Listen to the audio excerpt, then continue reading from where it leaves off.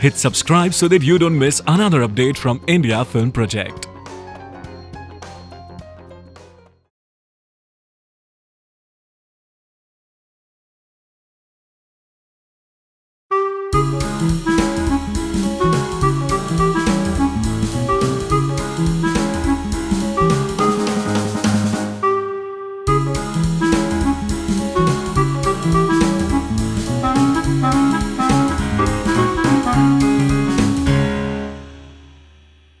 A very warm welcome to India Film Project Talk Shop, brought to you by Sanyo and in association with Himalayan. The guest we have today is a dreamer. He is an achiever. I think if we have to describe him in a very few words, he is uber cool, a rustic filmmaker that we have with us today. The films that he has made, starting from Ishqiya to Ded Ishqiya to Kamine, to those films with which he has been associated with, be it Makdi, be it Makbul, they are all gravitated to the roots. He is very indigenous, absolutely Indian, a very well exposed filmmaker to international cinema.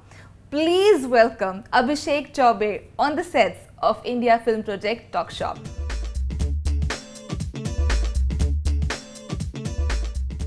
A very warm welcome, Abhishek. So glad to have you here. Thank you very much. To begin with, I would like to congratulate you for getting married very recently. So the first question goes like, are you still in the honeymoon phase, or you are out of it and realize the cliched truth of married life? Yeah, well, it's been a little over 2 months, Okay. So our honeymoon is well and truly over. But the banality and the mundaneness of married life is yet to settle in.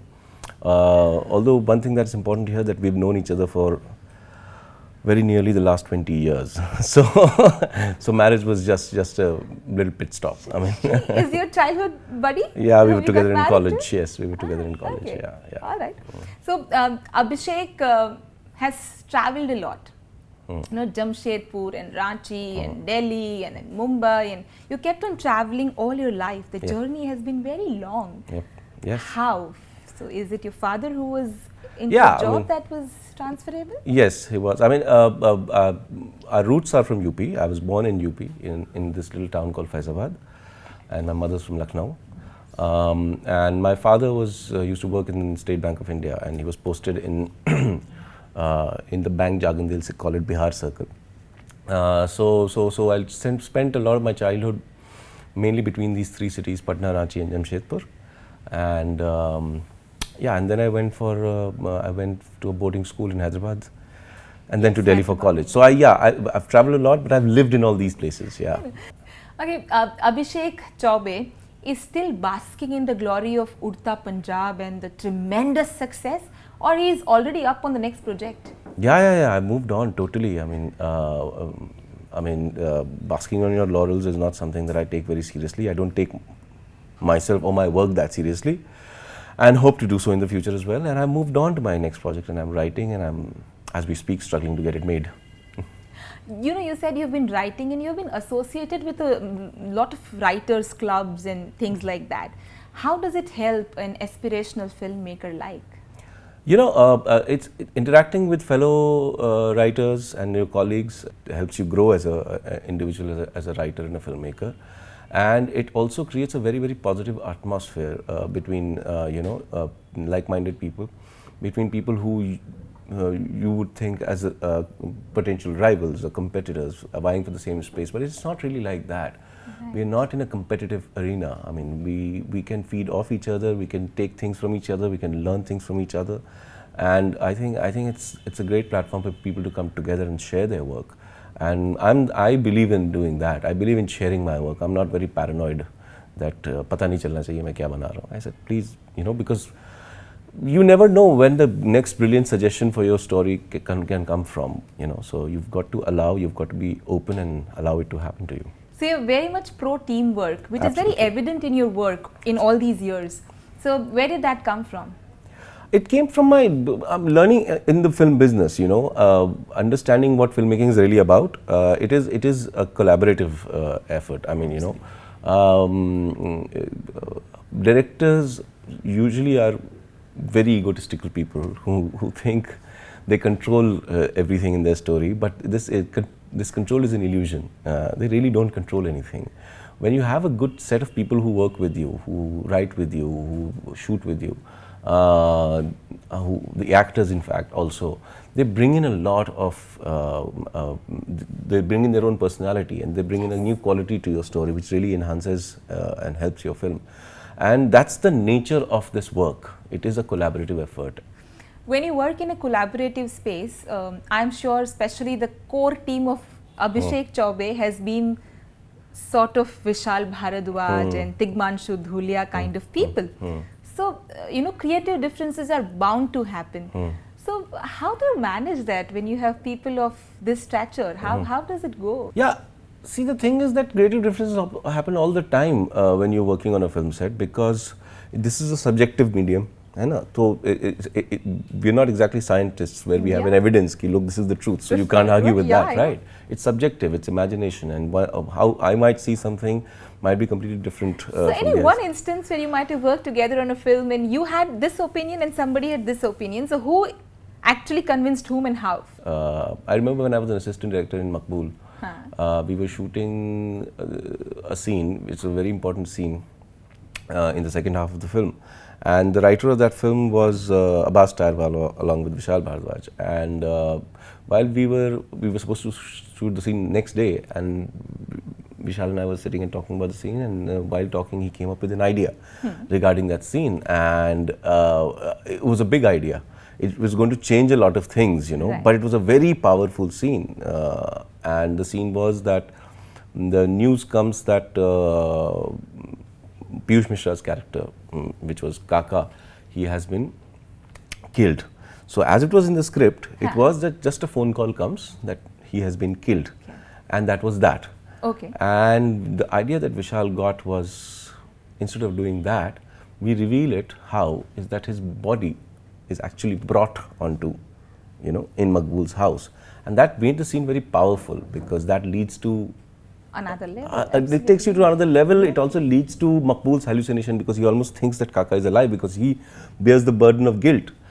And we all thought it was very powerful, but to take such an important decision right at that moment when you're going to shoot it requires a lot of courage, So there was a lot of back and forth, and Vishal decided to consult Abbas regarding it, and who was obviously totally against the idea, because he doesn't know what's happening on set. He's sitting far away in Bombay, and we are in Bhopal.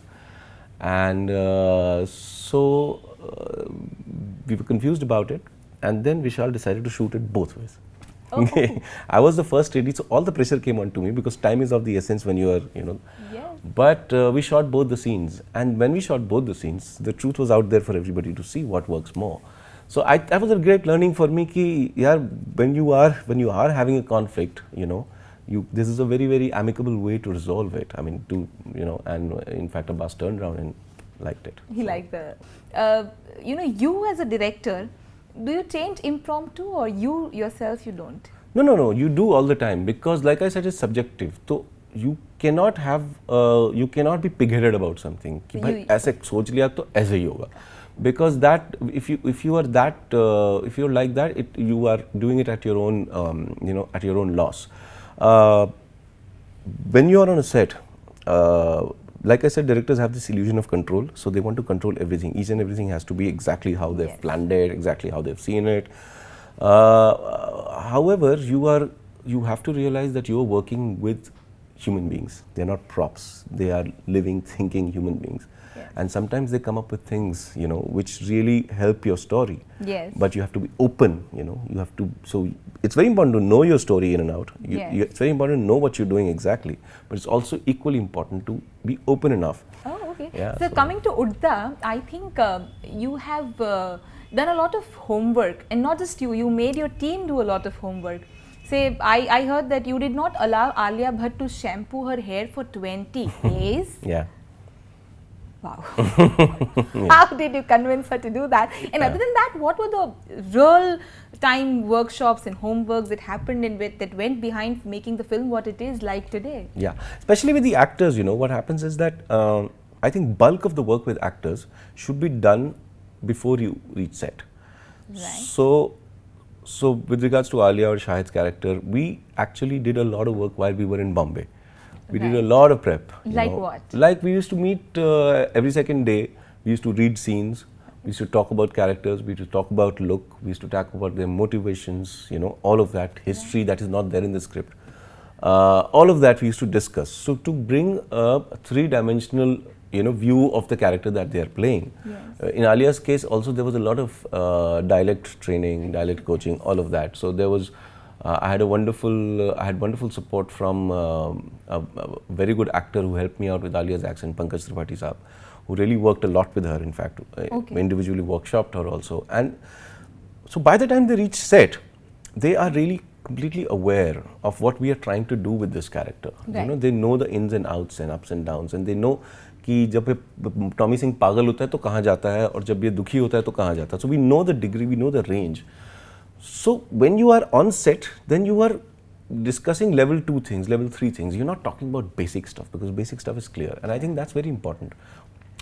And as far as we were talking about, convincing Alia to take the look and all of that, because there was no other way of looking at it. Because when I met Alia the first time for the film, I at that time I was not very sure if she is the right person to do this. Okay. But she was very enthusiastic, and I fed off her enthusiasm. I said, look, if somebody's that crazy about doing this role, I'm sure we can pull it off. I had admired her work in Highway in any case, Yes. but this was still a leap forward from Highway. And the things that we did with her character was that if you look at what she's doing, she's a labor in a agricultural field, which entails working in the fields from very early in the morning till through the sun till evening. Yeah. So when you're out in the sun all the time, you start getting freckles, sunspots. Yes. Also, you working in dust and that kind of a place, and you're not exactly a multimillionaire. You make whatever dehadi you get, and barely enough to keep your body and soul together. Exactly. So I don't think she has the money to buy Sunsilk shampoo. You're That's right. not going to happen. Right. So what happens with your hair is that it gets matted and it gets brown. So one way was just to put color and things like that. But we said instead of doing that, why don't we do exactly what Mary Jane must be doing? Right. So she went through that process, and it was crazy for her. You pushed her limits. Who Yeah. pushed your limits as a filmmaker in your life since childhood to what you are right now? Vishal Bhardwaj is a huge influence in my life. Right. Having said that, I wanted to become a filmmaker at a very early age. I must have been in my pre-teen, in fact. I was like 12 or 13 or something like that when I decided that I wanted to become a filmmaker. But I'd shared it with my folks when I was, about 16 or something. And they were amused, but they never discouraged me. So they were a big, coming from where I am, there can be huge amount of resistance for somebody like me, a middle class kid, to want to go into films, which is such a risky profession, not secure as such. Your core team consists of Vishal Bharadwaj, Gulzar Saab. It's a dream for millions of filmmakers or Yeah. cinema lovers. How did you get through that? Yeah, I had a stroke of luck, a good fortune on my part, some pichle janam ke karm or something of that sort. I met Vishal very early on. I started working in 2000 in the movies, and I met Vishal in 2001. So, pretty much one and a half years after I arrived in the industry, I met him. Yes. And we share some sort of a common background, although he's like my older brother. He's much older than me. However, he also comes from a middle class family Background. from UP. So there was a lot of things that we Connects. shared, a common background, and we really hit it off very well. And what was interesting was that I met him when he was making Makri, and he was a music director who had never directed in his life before.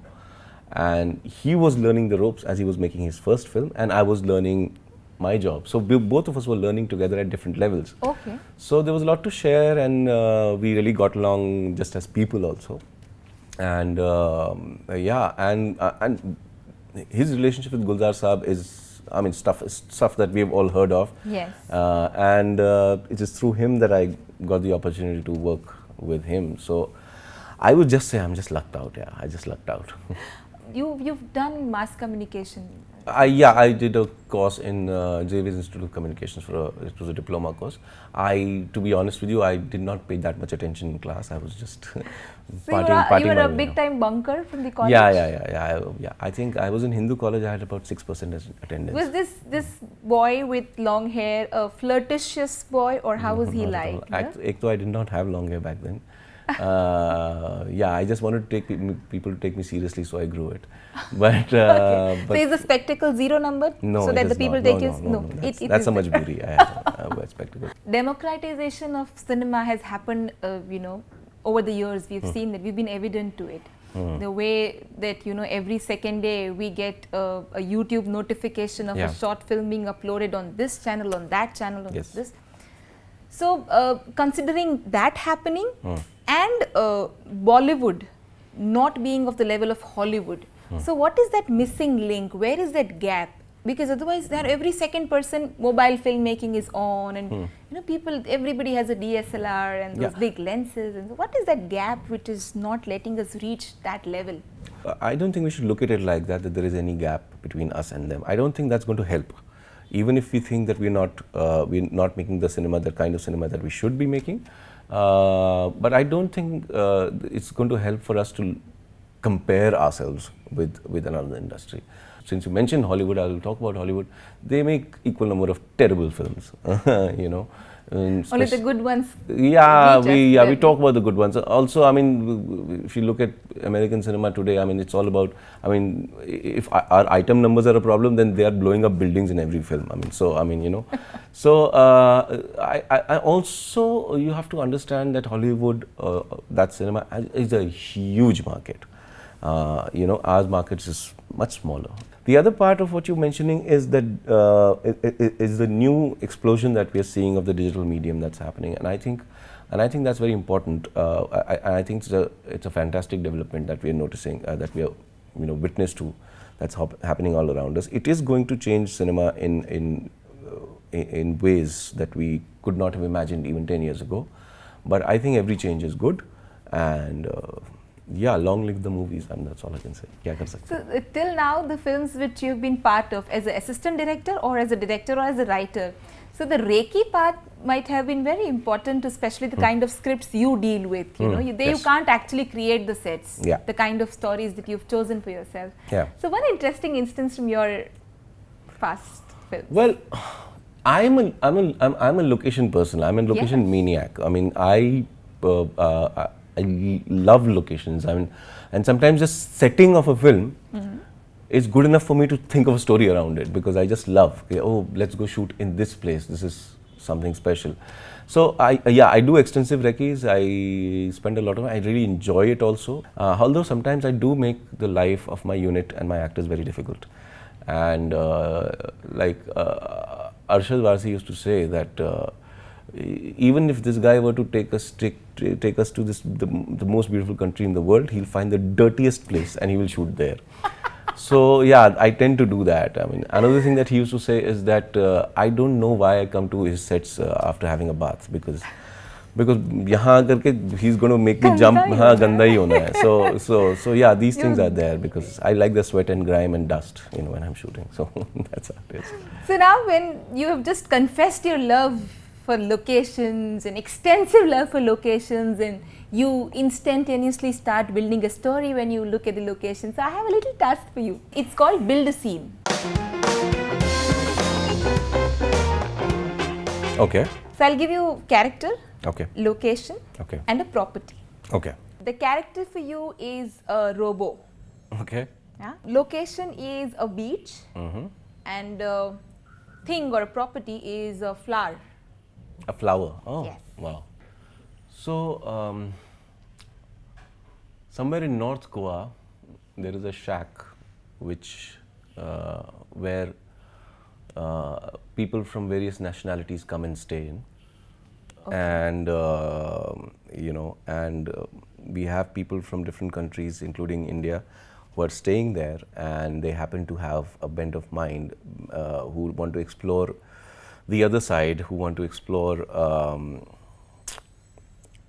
break barriers of the mind and explore something parallel reality other than what exists in front of them. Right. And while they are on such a trip, they start making up stuff through all the material that they can conjure while they are in Goa. So using the thatched roof of the palm fronds that are there, using metal that is lying around, using other things, they make up this little contraption which looks like R2D2 from Star Wars, and it happens to be a robot. And with the right elements, that robot comes to life. And as he wakes up and sees the world around him, he is completely beholden. He's completely taken with the world that he sees around him. And because it was made by a bunch of boys, he also starts thinking and behaving like he's a boy, and he has no sense that he is not actually human.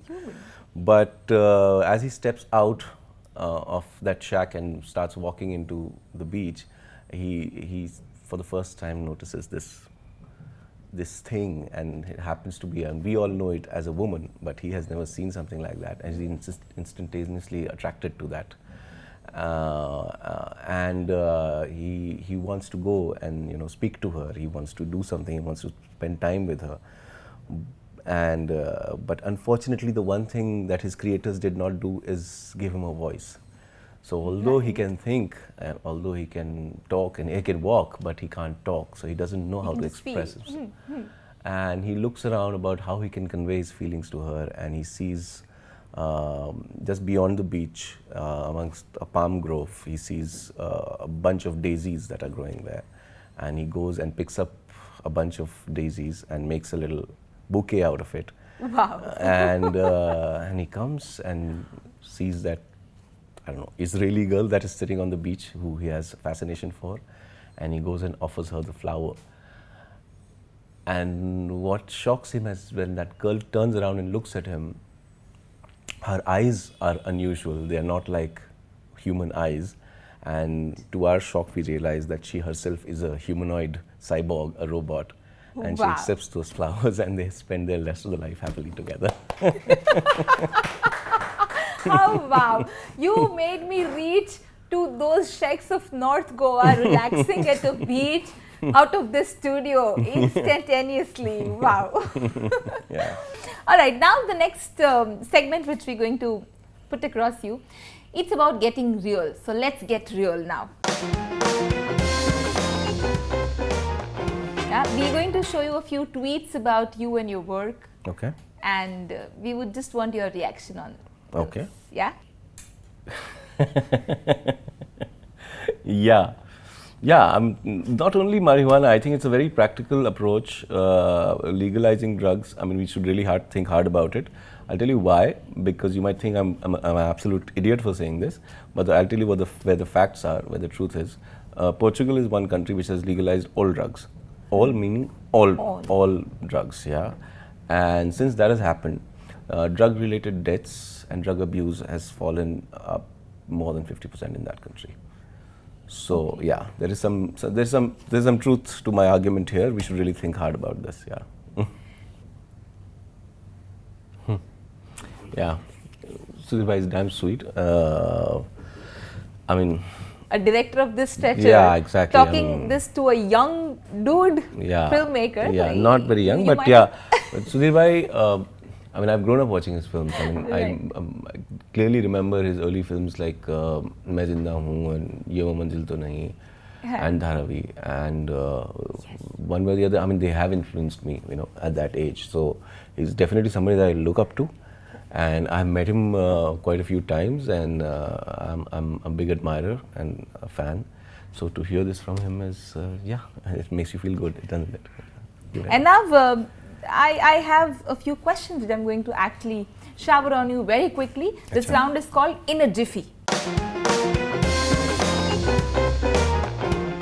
Okay. So I quickly ask you a few questions which you will have to revert back as soon as possible. Okay. So to begin with, are you a fitness freak? No. Drugs? I enjoy them.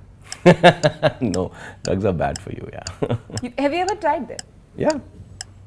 Shahid or Arshad?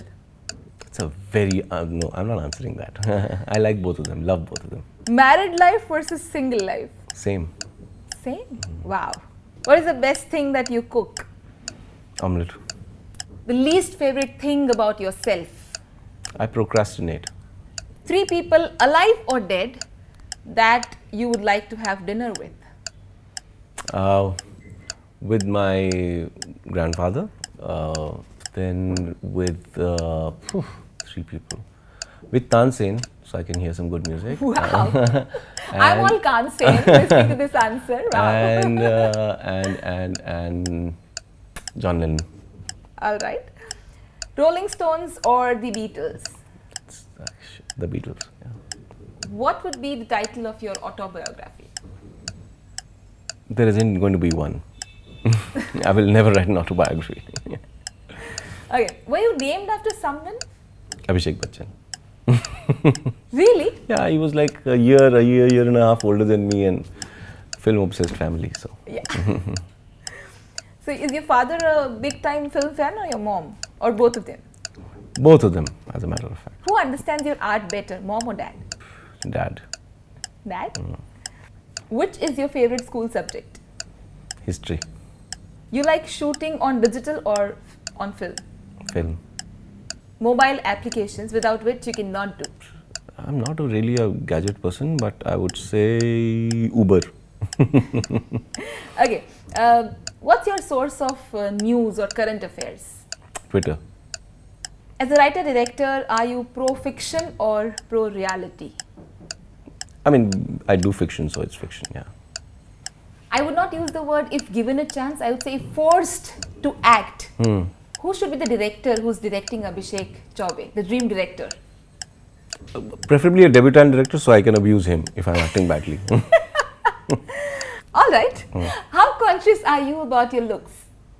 Only when I'm coming and doing an interview like this, otherwise I really don't care. We've seen you in those quirky hats and you keep changing your spectacle frames. And Yeah, because I break them, that's why. Not because I'm conscious about it, because I'm a very, very clumsy person, so I keep breaking things. And yeah, I used to wear hats earlier on set, then I realized it's damn stupid, so I don't anymore. You said you're clumsy. How is your closet like? Who keeps it clean? You or your wife? I keep it, You and I don't manage- keep it clean, I mean, You but I do keep not. it. Who Yeah. manages the house? Both The of cleanliness, us the really. basic hygiene of the house? Both of us really. I mean, we share responsibilities, although she will beg to differ on this one. I mean, but she's better at at everything that we do, including keeping the house, yeah. Brownie point. Okay. Describe the following people in just one word. Anurag Kashyap. Daring, Vishal Bharadwaj. love, One person you can call anytime. Hani Trehan, Are you mad at us for asking so many questions? kind of. Send a tweet to Kabir Khan. Enjoy yourself. You make Karan me- Johar. I don't know what to say to them. I have nothing to say. Prahlad Nilani. Take it easy. I like how you sighed. Take it easy. All right. S.S. Rajamouli, sir. Yeah, I'm dying to watch your film. We'll do it soon. Okay. If the following films were to be remade, who would you cast? Amar Akbar Anthony. Whoa. Okay. Amar Akbar Anthony today, the best top stars. I mean, you'll have Ranveer Singh, Ranbir Kapoor, and Varun Dhawan. Yeah. Okay. Dil Chahta Hai. Same, I guess. Angur. Wow. You don't have an actor like Sanjeev Kumar anymore, but I would think. Let's see, who's like Sanjeev Kumar today? Nobody. I would die casting that film, really. Wow. Yeah. All right. The next, what I have up on my mind is On the Rocks. We quickly play around where looking forward to the films, interested or not interested? So I just have to lift it and show it. Interested or not interested? Yes, Okay. absolutely. Padmavati. Padmavati, oh, interested. Judwa 2. Partner 2. Jagga Jasoos. Star Wars The Last Jedi. In between, he said. The Ring. The Ring. I don't know which film this is. This is that Imtiaz's film? Yes. Oh yeah, definitely. Yeah. Simran. Yeah. Golmaal again. Badshah. Indu Sarkar. I don't know about this film. Dabangg 3. No.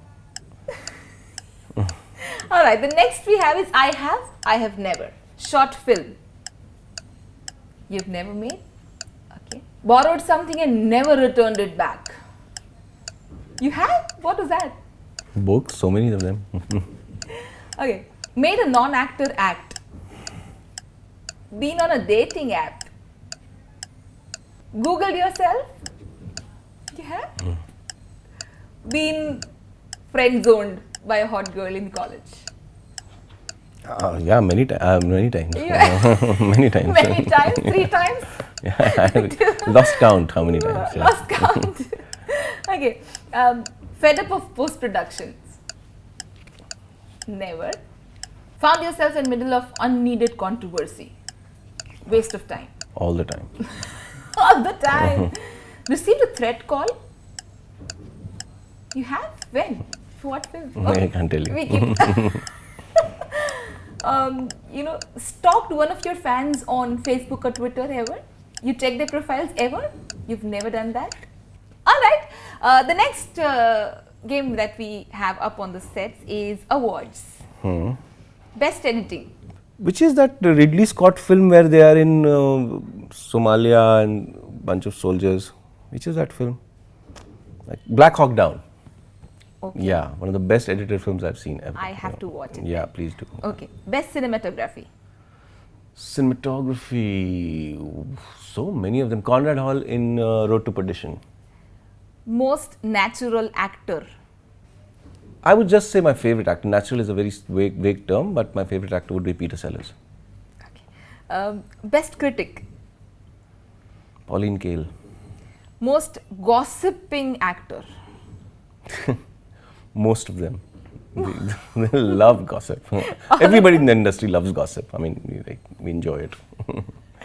Best film title in sarcasm. Oh, wow. Can't remember, man. There's so many funny titles. Yeah. Let's move on. I can't remember. With title, it just reminded. Ded Ishqiya, where there's a sequel. It's such an interesting title. Who came up with that? All of us. I mean, we were moving around it. I can't remember for sure who came up, but we had thought of calling it Dedi. Dedi is a North Indian term. From there we came to Ded Ishqiya. Yeah. And last but not least, late Latif of Bollywood. Was popularly known, infamously known. People used to say about Govinda Sahab that he was like that. But I've never worked with him, so I don't have. I've always heard of Salman being late on the set. So have I heard, yeah. Salman Khan Sahab ke baare mein bhi suna, but I've never worked with him, so I don't have the experience to tell you. Yeah. All right. Yeah. I think it was wonderful chit-chatting with you with all the Jiffy rounds and all of it. Here we have a little memory for you, a giveaway for you, sir. Okay. Thank you so much. Thank you very much. Thank you so much. Lovely being here. Yeah. I think the entire conversation that went by, we always wanted that, the conversation should have the other side of the director and not just the frames that we watch on the screen, big screen. And you were exactly what we wanted. Thank you so much for being here and being so upfront, being so honest all the time throughout. Thank you so much. Thank you very much. Thank you. Hi everyone. So my contest question to you all is that the first film that I ever wrote was called The Blue Umbrella, which was based on a novella by a very famous writer from our country. You have to tell me what is the name of the author of the book on which the film is based.